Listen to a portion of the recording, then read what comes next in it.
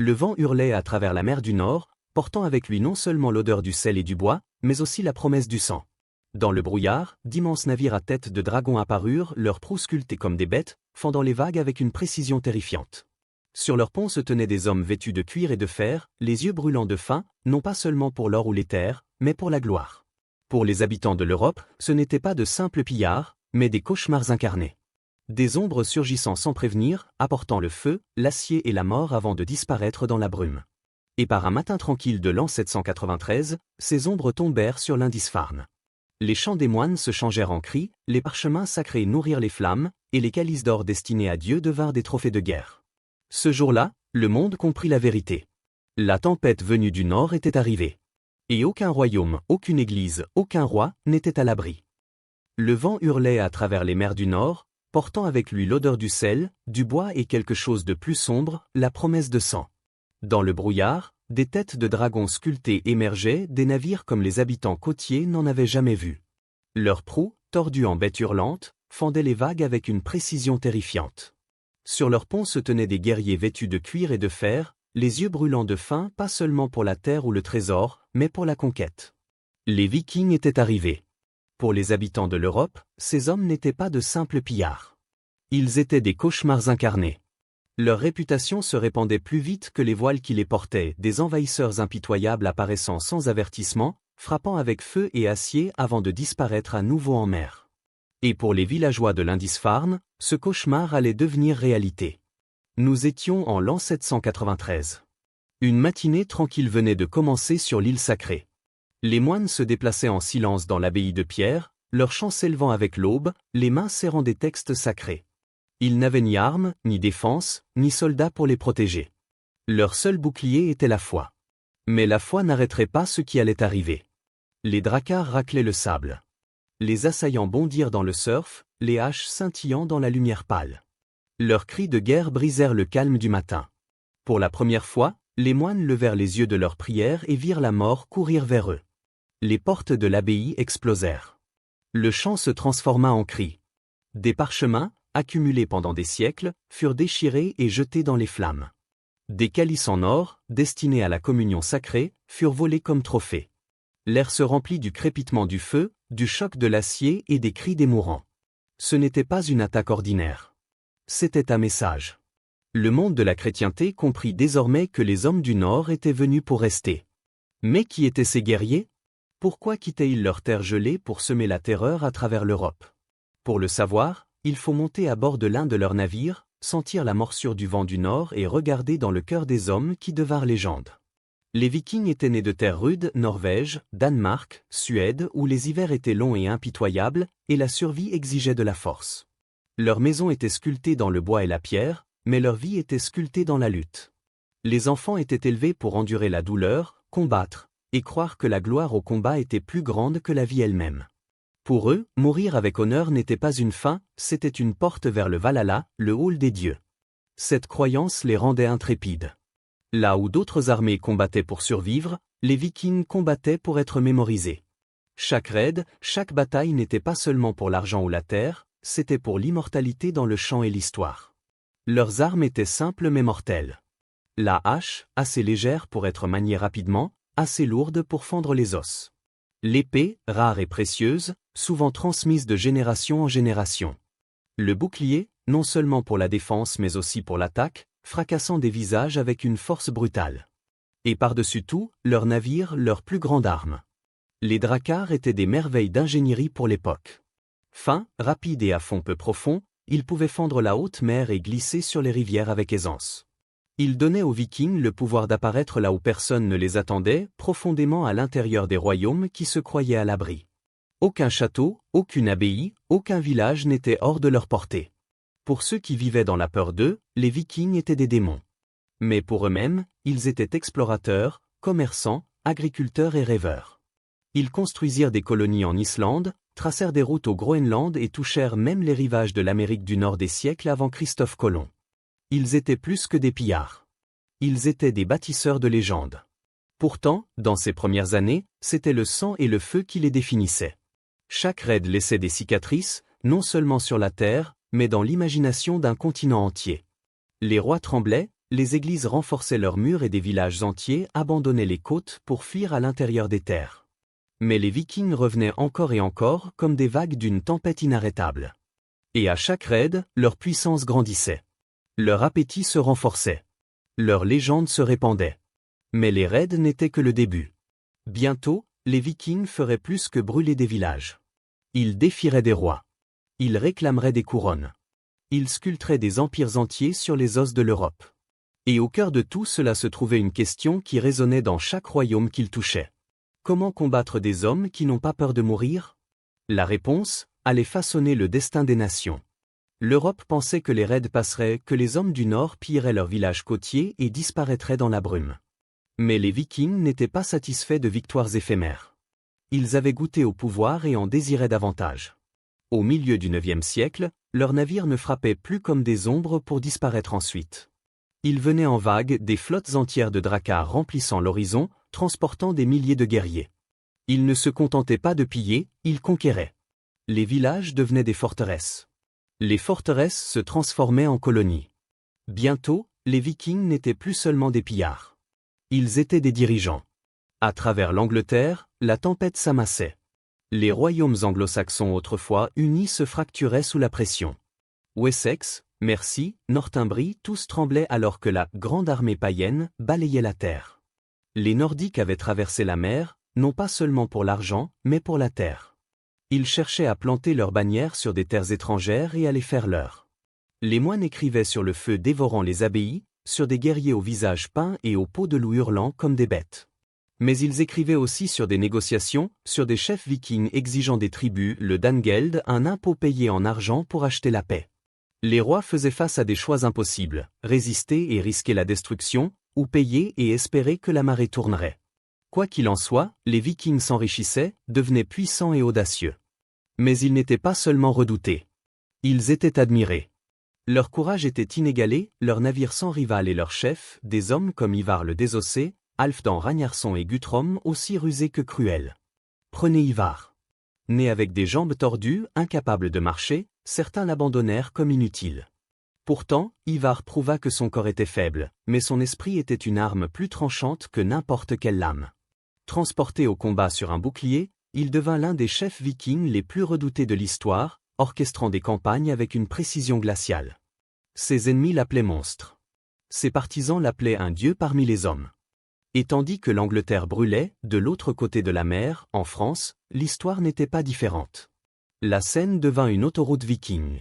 Paris elle-même, le joyau des Francs, vit des dracars à ses portes. En 845, Ragnar Lodbrok, le légendaire père d'Ivar, remonta le fleuve avec sa flotte, semant la terreur au cœur du roi franc. Paris fut contraint de payer une rançon massive pour se sauver, marquant l'un des moments les plus humiliants de son histoire. Pourtant, les Francs n'apprenirent pas la leçon. Des décennies plus tard, les raids continuèrent. En 885, Paris endura un siège brutal. Pendant des mois, la ville résista aux assauts incessants, mais même alors, les Vikings ne partirent pas en hommes vaincus, mais en négociateurs une fois de plus payés en or pour s'en aller. C'était un schéma qui résonnait à travers l'Europe, les combattre, et saigner, les payer, et ne gagner que du temps. Mais les ambitions des Vikings étaient plus grandes que n'importe quel raid isolé. Ils commencèrent à se tailler des territoires permanents. En Irlande, ils fondèrent Dublin, un centre florissant de commerce et de pouvoir. En Angleterre, ils revendiquèrent le Danelaw, une vaste étendue de terre sous contrôle nordique, où leurs lois et coutumes régnaient. Et en France, ils sécurisèrent ce qui deviendrait la Normandie, la terre des hommes du Nord. C'est là l'une des grandes ironies de l'histoire. Les mêmes guerriers qui étaient venus en envahisseurs se lèveraient, des générations plus tard, sous de nouvelles formes. Les Normands, descendants des Vikings, ne domineraient pas seulement la France, mais traverseraient la Manche pour conquérir l'Angleterre elle-même en 1066 sous Guillaume le Conquérant. Mais tous les royaumes ne se soumirent pas. Un homme, roi de Wessex, resta ferme lorsque tous les autres fléchirent. Son nom était Alfred. L'histoire le retient comme Alfred le Grand. Contrairement à ses prédécesseurs, Alfred comprit que les Vikings ne pouvaient pas être combattus simplement avec des épées. Il réforma son royaume, construisant des villes fortifiées, les Bures, conçues pour résister aux raids. Il créa une armée permanente, entraînée et prête. Il construisit même une marine pour défier les Nordiques sur leurs propres eaux. Pour la première fois, les Vikings rencontrèrent un ennemi capable de s'adapter. En 878, Alfred affronta Guthrum à la bataille d'Edington. Ce fut un choc non seulement des armées, mais des mondes, chrétiens contre païens, rois contre chefs de guerre, foi contre destin. Contre toute attente, les forces d'Alfred triomphèrent. Guthrum fut contraint de se convertir au christianisme, marquant un tournant dans la lutte des Vikings pour l'Angleterre. Pourtant, même dans la défaite, les Vikings survécurent. Ils s'adaptèrent aussi, passant de pillards à colons, se mêlant aux populations locales, se mariant, commerçant et construisant. Là où autrefois leur nom inspirait la terreur, ils devinrent désormais partie intégrante des terres qu'ils avaient conquises. Mais à mesure que leur influence s'étendait, la détermination de leurs ennemis grandissait. L'ère du feu et de l'acier changeait. L'Europe apprenait à résister. Les forteresses s'élevaient plus haut, les armées grandissaient, et les rois devenaient plus sages. La tempête viking n'était pas terminée. Mais sa fureur rencontrait désormais des murs qu'elle ne pouvait briser facilement.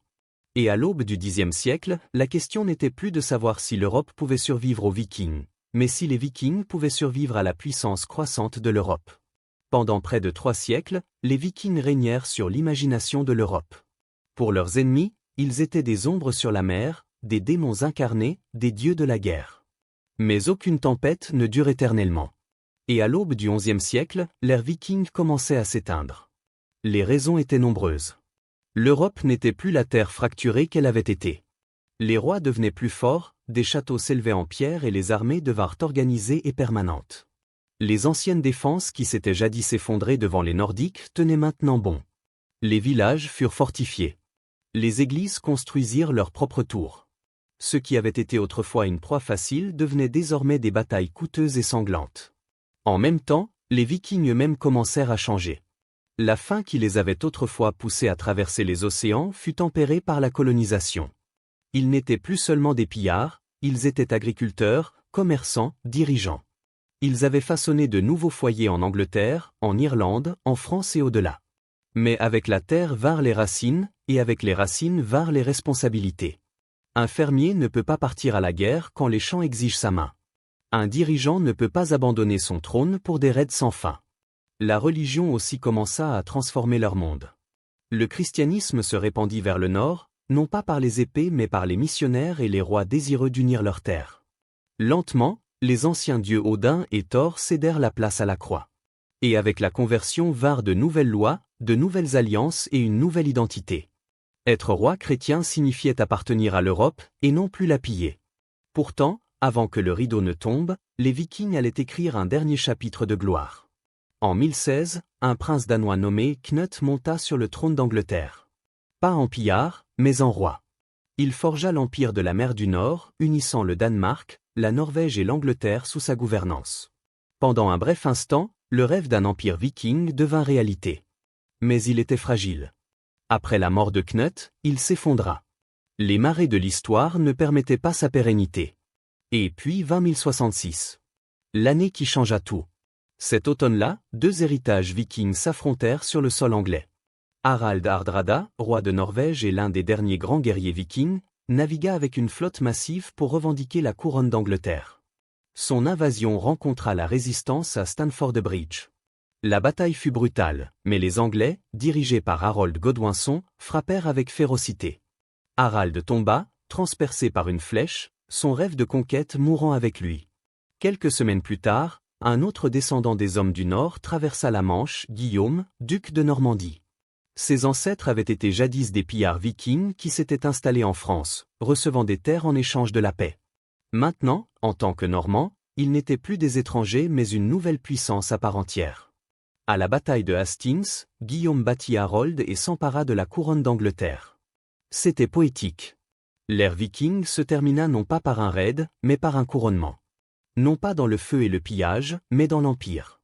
Les hommes autrefois exclus avaient remodelé des royaumes. Leur sang coulait désormais dans les veines royales. Mais qu'advint-il des Vikings eux-mêmes? Que devinrent ces guerriers féroces qui faisaient trembler le monde? Leurs navires naviguaient toujours, mais désormais pour le commerce, non pour la terreur. Leurs haches frappaient encore, mais pour abattre des arbres, non des rois. Leurs sagas chantaient toujours la gloire, mais les guerriers qu'elles louaient appartenaient à la mémoire, pas au présent. Le monde avait changé. Et eux aussi. Pourtant, leur empreinte resta indélébile. Les noms de lieux en Angleterre, en Irlande et en France portent encore leur langue. Les lois et coutumes portent leur influence. Leurs navires inspirèrent des siècles de conception navale. Et leurs légendes de Ragnar, d'Ivar, de Lagertha et au-delà continuent d'enflammer l'imagination aujourd'hui. Les Vikings commencèrent comme pillards, devinrent conquérants et finirent rois et colons.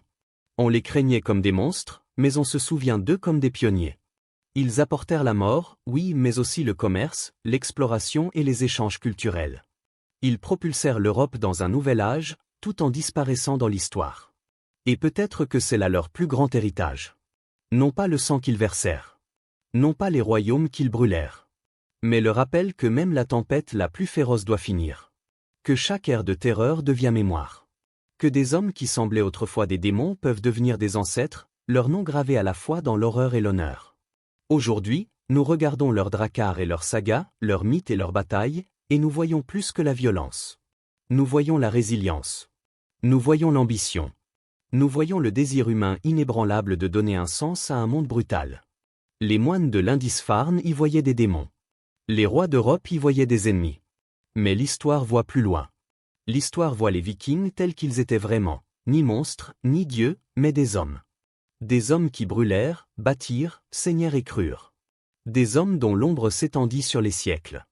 Des hommes qui nous rappellent que chaque légende naît dans le feu, mais survit dans le récit. Et ainsi, l'ère viking prit fin. Mais ces échos? Ils ne moururent jamais vraiment.